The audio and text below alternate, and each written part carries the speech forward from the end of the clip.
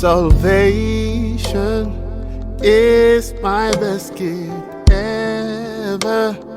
You're the tree of life. I was lost, now I am found. Ese iyo abantu bifuzanya ibibi bisobanuye iki? Iyo umuntu akwifurije ikibi bisobanuye iki?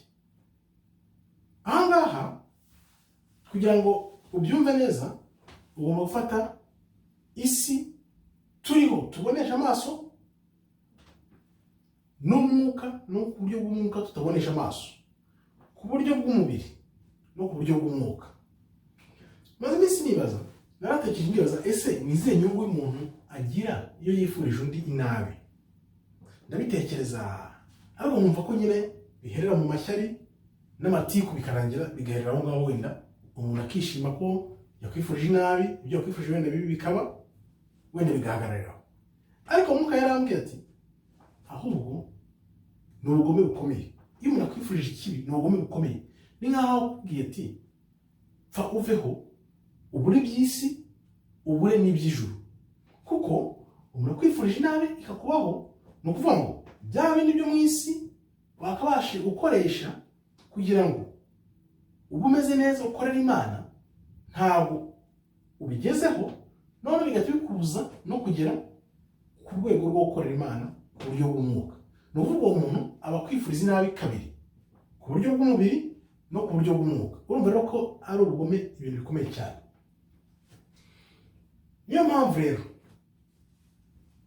utagomba gutsindwa hano muri ino si cyangwa na nyuma y'ubugingo, kuko ufite ijambo ry'Imana. Jya mu ijambo ry'Imana uryige uryumve. Iki gihe Imana yaguhaye watsinze ibyo bigeragezo, utsinda isi nubwo ab'isi bakikugendaho. Gira utya ufata icyo gihe Imana yakongereye cy'inyongezo, ukimare uri kumwe n'Imana mu ijambo ry'Imana.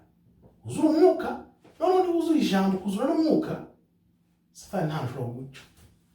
Ntibishoboka. Wuzuye ijambo kuzura n'umwuka, Satani ntawe yamenera. Nuko rero ubatsinda kugira ngo batakuganza ku bw'isi no ku bw'umwuka. Kandi wibuka ko Kristo ari muri weho yatsinze isi, nawe rero kubera ko ari muri weho nawe ukaba muri we, tsinda isi. Nawe bakwifuriza ibibi ni uko kubatsinda, batsindisha ijambo n'umwuka wera, ibyo nibyo bibarangiza. Niyo mpamvu rero nakubaza nti ese ubaye utarakijijwe, iyo uza kuba udakijijwe wari kuba umerewe ute? Wari kubayeho ute? Niyo mpamvu Imana yaguhaye agakiza ukakabamo ukagakomeramo. Yishimire ntuyirekure, uyihore uruhande, uyikomeze uyihore iruhande, kuko Satani nawe abakubita agatoki kandi sinzakuvana he, nzakubona ryari. Niyo mpamvu rero nawe ugomba gukomeza ukajya mu ijambo, kuma mu ijambo, kuko Satani mu ijambo ntabwo yinjiramo, ntibishoboka. Ujyamo ugaheramo agategereza, yamara gutegereza yabona udasohotsemo nawe ukajya mu ijambo, ahubwo ni ukumutsinda ukamurangiza ukamwirukana, ukaba mu Mana, Imana ikaba muri weho, n'ubigeragezo bitabura, ariko uri mu ijambo ntugwe, Satani ntashobora gushobora. Niyo mpamvu rero inama nakugira, wikwanga mugenzi wawe cyangwa umwifuriza ikibi. Wikwanga mugenzi wawe cyangwa umwifuriza ikibi. Wowe umuntu udashobokanye, muha amahoro, unyureho, umureke ukore ibyawe, ariko ntuzifuze umuntu nabi. Ko nuramuka wifurije umuntu nabi, uzaba wari umukozi wa Satani, uzaba winjiye mu ngabo za Satani akoresha kugira ngo nawe ube muri babandi bifuriza abantu ibibi. Ni ukuvuga ngo abifuriza abantu ibibi nabo bashobora kuba bari abantu beza, ariko Satani wenda akabanesha, akaba yarabigaruriye, akaba yarabashyize mu ngabo ze. Wige mu ngabo za Satani rero zifuriza abantu bibi, ahubwo jya mu ngabo z'Umwami wacu n'Umukiza Kristo watsinze wanesha isi. Kuko tuzi neza nukomeza kuguma ku ruhande rwa Kristo, ugakomeza kuguma ku ruhande rwa Kristo, ntunyeganyezwe ujye ku ruhande rwa Satani, nta kabuza uzabona ubugingo bw'ibihe byose. Naho rero mukomere, Imana ikomeze ibarinde. Shalom, shalom, shalom.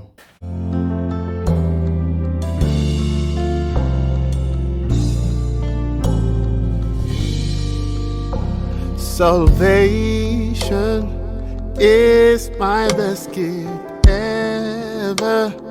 You're the tree of life. I was lost, now I am found.